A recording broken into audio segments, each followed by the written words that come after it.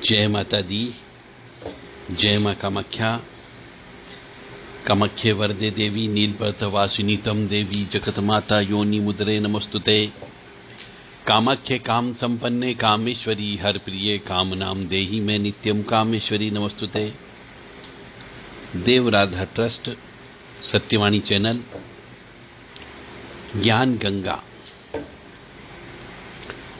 सत्संग जब भी किया जाता है तो सत्संग करते समय हमें बहुत सी बातों का ध्यान रखना चाहिए, तभी वो सत्संग लागू होता है, अन्यथा सत्संग लागू नहीं होता है। मसलन उदाहरण के तौर पर यदि अपन ले लें तो हम आपको भी बहुत सारी बातें बताने वाले हैं कि सत्संग के करते समय किन बातों का ध्यान रखना चाहिए, तो ही वह सत्संग फलित है, अन्यथा फलित नहीं है। तो सत्संग करते समय यानी भजन करते समय, ईश्वर का नाम लेते समय, उसी को सत्संग कहते हैं। ईश्वर के संबंध में बातचीत करना भी सत्संग कहलाता है, ईश्वर का नाम लेना भी सत्संग कहलाता है, भजन करना भी सत्संग कहलाता है, कीर्तन करना भी सत्संग कहलाता है, और ईश्वर का ध्यान करना भी सत्संग कहलाता है। तो सत्संग करते समय उसका तरीका क्या है? तो सबसे पहला नियम यह है कि भगवान का नाम हमेशा एकांत स्थान में करना चाहिए, जहां पे आपको कोई देखे नहीं और आपकी निगाह भी किसी दूसरे पर न पड़े, कोई डिस्टरबेंस नहीं होना चाहिए। और जब भी भगवान का स्मरण करें, सिमरन करें, याद करें, तो बिल्कुल शांत चित्त प्रकृति से करना चाहिए, क्योंकि भगवान का नाम, भगवान का स्मरण फुल कंसंट्रेशन के साथ में करना चाहिए। तो एकांत स्थान में बिना किसी डिस्टरबेंस के हो। बाकी तो अगर ऐसे कोई व्यक्ति कहीं पर भी बैठ करके सत्संग करता है तो वो ढकोसला है, क्योंकि उसका मन ही नहीं लगेगा, और जब तक ईश्वर में मन नहीं लगता है वो ढकोसला ही होता है। बहुत से मनुष्यों को देखा हमने, चल रहे हैं, घूम रहे फिर रहे हैं, माला फेर रहे हैं, किसी से बात कर रहे हैं तो भी माला फेर रहे हैं। ये सब एक दिखावा है। माला फेरने के लिए हमेशा एकांत स्थान होना चाहिए, गुप्त स्थान होना चाहिए, बंद कमरे में माला जप करना चाहिए। ट्रेन में बैठे हैं तो बातचीत भी करते जा रहे हैं, माला भी घुमाते जा रहे हैं, पैदल चल रहे हैं तो भी माला घुमा रहे हैं, और कोई व्यक्ति आपस में बातचीत कर रहा तो भी एक तरफ बैठ करके व्यक्ति जप करता है तो वो भी डिस्टर्बेंस होता है। टीवी देखते हुए माला घुमा रहे, तो ये सब एक ढोंग धतूरा है। अब माला घुमाना इस तरीके से ढोंग धतूरा है। माला घुमाओ, मना नहीं है माला घुमाने के लिए, परंतु भगवान का स्मरण कैसे भी करो, चलते फिरते, उठते बैठते, परंतु कंसंट्रेशन के साथ करो, तो वो वास्तव में आपकी भगवान तक पहुंचेगा भी। तो भगवान का नाम हमेशा एकांत स्थान में गुप्त रूप से छुप करके, बंद कमरे में शांत चित्त भाव से, जहां पर प्रकृति का मय वातावरण हो, ऐसी जगह बैठ के करना चाहिए ताकि भगवान में आपका मन लग सके, आपकी आत्मा उस परमात्मा से मिल सके।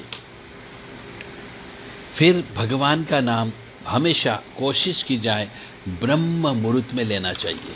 बहुत से मनुष्यों को देखा मैंने कि वह भगवान का नाम लेते हैं तो 8 बजे तो उठते हैं, स्नान ध्यान करते हैं, फिर स्मरण करने बैठते हैं भगवान का।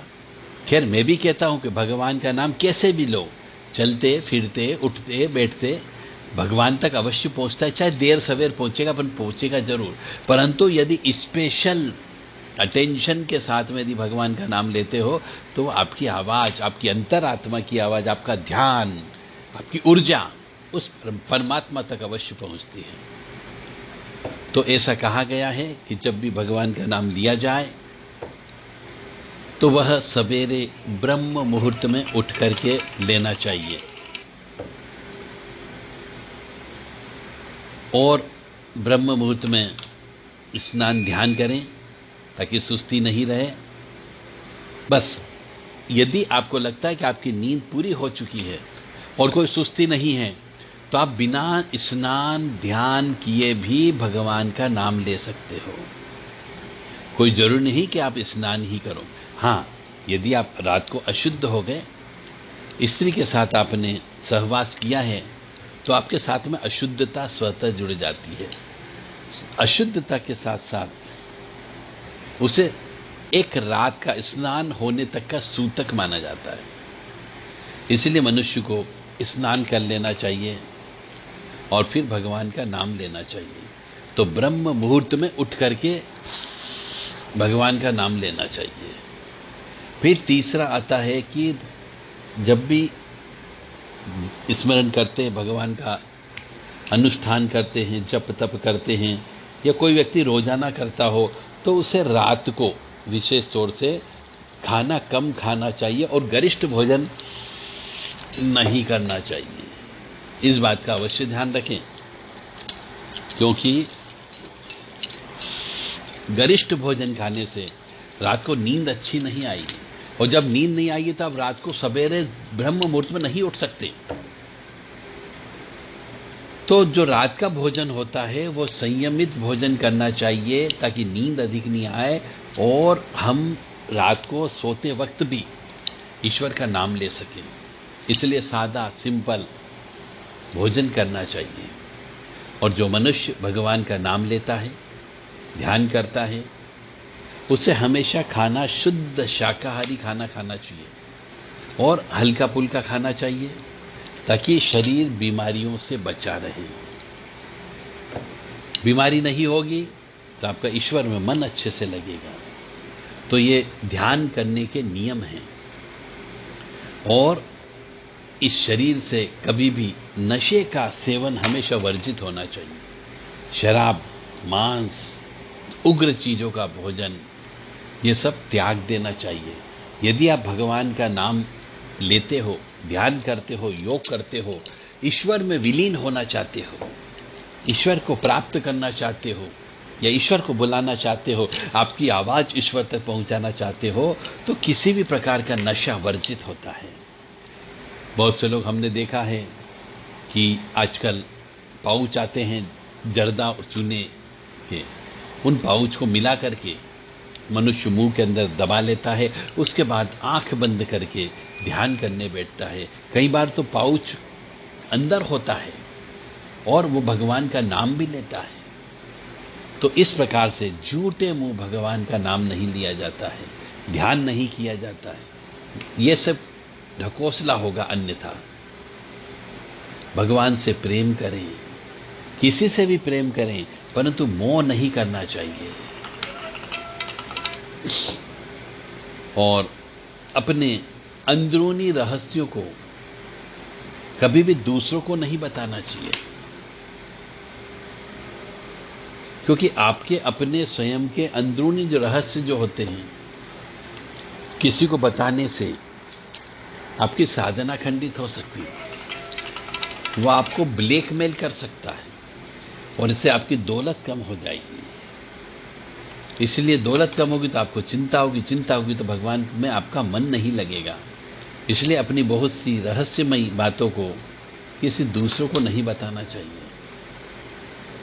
और साधना करने वाले को, भगवान में विलीन होने वाले को, भगवान का नाम लेने वाले को और भगवान से कनेक्शन यदि जोड़ना है, तो आपको क्रोध से कोसों दूर रहना है।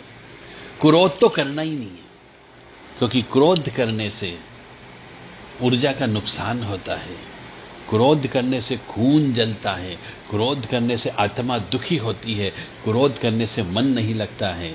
इसलिए क्रोध नहीं करना चाहिए। और जो मनुष्य क्रोध नहीं करता है वह साधना में जल्दी सफल भी होता है। भगवान में उसका स्मरण करने की शक्ति भी बढ़ जाती है। इसलिए मनुष्य को क्रोध नहीं करना चाहिए, प्रेम करना चाहिए। क्रोध और भगवान का नाम ये एक दूसरे के विपरीत है। जो मनुष्य क्रोध ज्यादा करता है वो भगवान का नाम ले ही नहीं सकता, क्योंकि उसका कंसंट्रेशन नहीं बनेगा। और जब भी ध्यान करें, योग करें, ईश्वर का नाम लें, तो आपके कोई भी गुरु होंगे, उन गुरु से वो नाम प्राप्त अवश्य करें। गुरु के सानिध्य में रहकर के सीखे। पहले तो गुरु के सानिध्य में रहकर के जल्दी उठना, जल्दी सोना, सात्विक भोजन करना, इसकी आदत डाल लें। और उसके बाद गुरु मंत्र का चिंतन करते रहना चाहिए। यह भी एक गुण होता है साधना सिद्धि के लिए।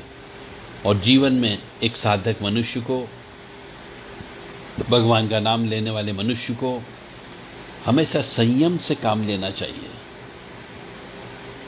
पर स्त्री पर कभी भी नजर नहीं रखना चाहिए। पराई स्त्री पर बुरी नजर नहीं रखना चाहिए। अन्यथा आपकी वर्षों की कमाई यानी दौलत को मिट्टी बना सकता है, यानी आपकी साधना, जप, तप को खंडित कर सकता है और आपको पीछे धकेल सकता है। इस बात का अवश्य ध्यान रखें। कभी किसी की शिकायत न करें। जो मिल रहा है या जीवन में मिलेगा वह सब आपके कर्मों का फल होता है। मनुष्य को अपने कर्मों का फल भोगने के लिए तैयार रहना चाहिए।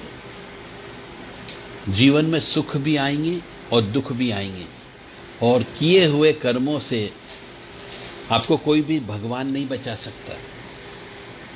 जो भी पिछले जन्म में प्रारब्ध कर्म करके आए हैं, संचित कर्म करके आए हैं, उनसे भगवान भी आपको नहीं बचा सकता। फिर भी उन कर्मों को भोगते हुए भगवान का स्मरण करना चाहिए और हमेशा अपने विवेक से और संयम से काम लेना चाहिए। एक साधक मनुष्य को जीवन में कभी भी क्रोध नहीं करना चाहिए।